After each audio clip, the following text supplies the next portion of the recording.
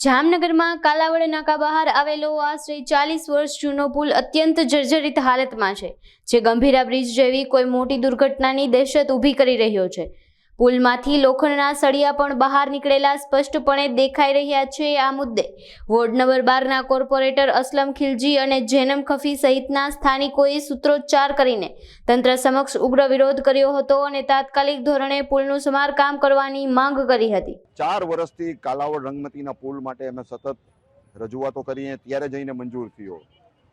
6 માસ પહેલા 20 કરોડ રૂપિયાના ખર્ચે મંજૂર થયો।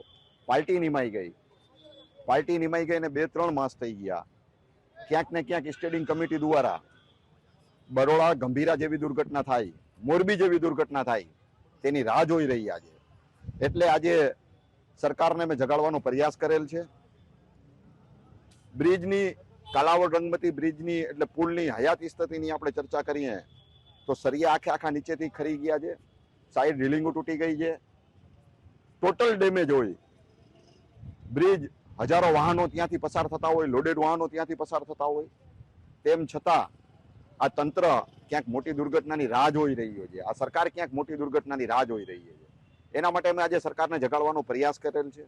તાત્કાલિક ધોરણે આ કાલાવડ પુલનું કામ ચાલુ કરવામાં આવે, અન્યથા ના છૂટકે અમારે ઉગ્ર આંદોલન કરવાની ફરજ પડશે અને રસ્તા રોકો આંદોલન કરવાની ફરજ પડશે। જામનગર શહેરની જનતાને સાથે રાખી અને ઉગ્ર આંદોલન કરવું પડશે અને તેની સંપૂર્ણ જવાબદારી આ સત્તાધારી પક્ષની રહેશે।